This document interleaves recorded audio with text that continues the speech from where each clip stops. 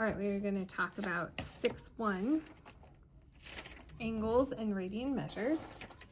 If you do not have one, you are going to need a unit circle for this lesson. Okay. So radians are another way to measure degrees. So we can use radians or degrees for measurement. 1 radian is equal to 180 over pi degrees, or about 57.3 degrees. Okay. Our radian measures are things with these pi's in them. 1 degree is equal to pi over 180 radians, which is about 0.017 radians. Usually when we talk about a radian, it's going to have a pi measurement in it. Okay. Not always, but often. Okay. So first thing here is it's going to ask us to change our 330 degrees to radian measures in terms of pi. Okay. So in order to do that, okay, we're going to go from degrees to radians. In order to do that, we're going to take our degrees, 330 degrees, and we're going to multiply that by pi over 180. Okay, so that's what we do here. In order to, so if you have a degree,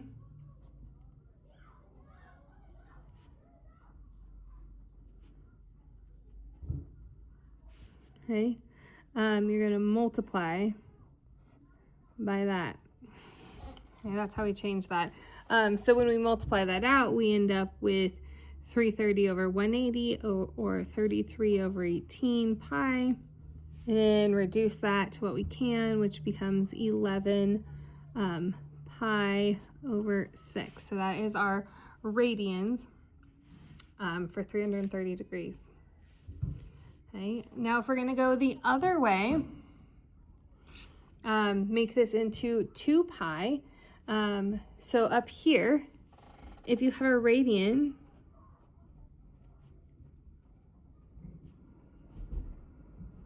you are going to multiply that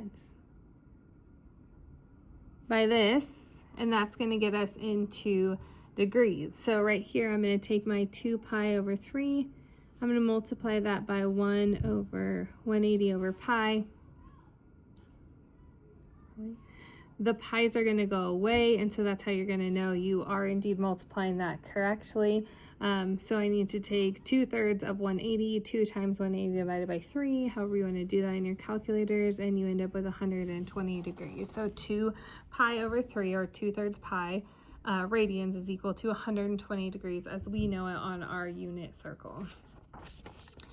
So if I take out my unit circle here, you'll notice that there are these pi measures on here. Those are our radians. That's what we're going to be taking a look at. So within our radians, let's get a pointer. Okay. All of them are units of, I guess I should say, the ones that are at 90-degree units or 45-degree units are going to be pi over 2s and pi over 4s. So this is pi over 4. This is 2 pi over 4, which equals pi over 2, 3 pi over 4, 4 pi over 4, which is pi, 5 pi over 4, 6 pi over 4, 7 pi over 4, or 3 pi over 2. Okay. And then each one of the pi over 6 are units of 30 degrees. Those would be 30 degrees, and then if we simplified them. So I have pi over 6 here. This is 2 pi over 6, which when you simplify it becomes pi over 3. 3 pi over 6. 3 over 6 is 2, so pi over 2. 4 pi over 6, which becomes that, and so on around your unit circle. Okay. The corresponding sine and cosines are still the same. Okay. So on here, it's going to ask us to evaluate. So evaluate the cosine of 4 pi over 3. So I'm going to take a look at my unit circle. I'm going to find where 4 pi over 3 is located right here. And that wanted my cosine. My cosine is the first one. And so I'm going to take a look right here at -1/2. So that will be negative a half. All right, so now on my unit circle here is 7 pi over 4. Right here, 7 pi over 4. It asks for the sign of that location, so that's going to be our second number, or negative root 2 over 2.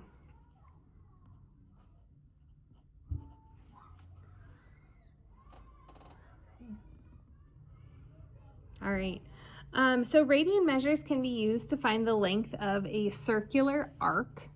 The arc is often defined by the central angle that it intercepts. If you want to see the proof of it, that's on page 345. But here is our equation for the length of an arc. The length of an arc is S equals R theta. And what do these mean? S is arc length.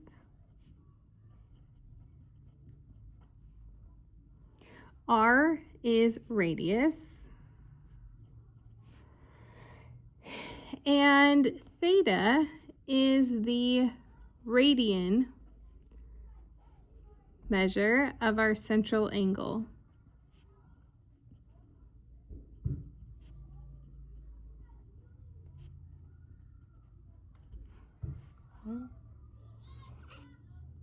Super important, this is in radians. If you have degrees, you do have to convert that. So our problem here says I have a central angle, a theta of 128 degrees. I have a radius of 5 centimeters. Find the length of the arc round to tenths. Well, I have a problem right here. This is in degrees. It needs to be in radians. In order to convert from degrees to radians, you got to multiply by pi over 180. So that's what I'm going to do down here. So I'm going to take my 128, multiply that by pi over 180. And I'm going to simplify 128 over pi of 180, and that equals 32 pi over 45.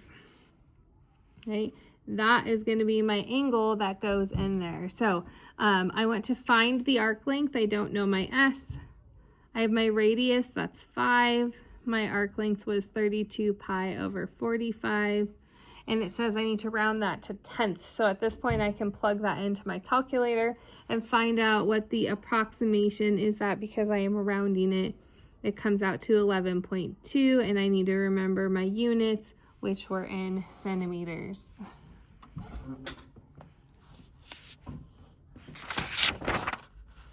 Got some weird glare going on. All right.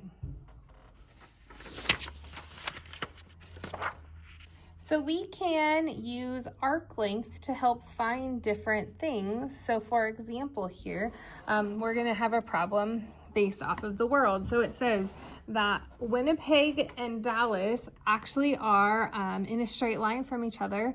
If you were to look at a globe, the latitude of Winnipeg is 50 degrees north. So that means this angle here to Winnipeg is 50 degrees. The latitude of Dallas is 33 degrees north, so it hits up here at the 33 degrees, or it's 33 degrees right there. And the Earth's radius is 3,960 miles, 3,960 miles. So I need to find the distance between my two cities. Well, if I want to find this arc length here between my two cities, okay, this one right here, I'm going to need to know its central angle. Well, I know this angle and I know this angle, so if I subtract those, that should get me that one.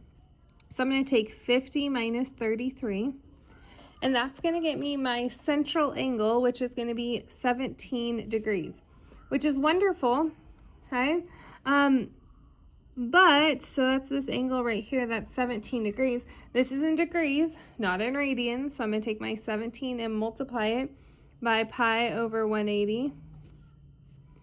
And I'm going to solve 17 pi over 180 to get my radian measures. Once I have that information, I can plug that into theta r. So that's going to be 17 pi over 180, 80 times the radius of our circle, 3960.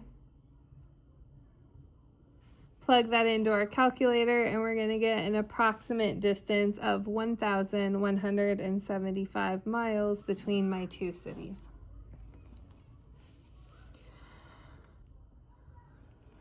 All right, we can also use our circles to help us find a sector.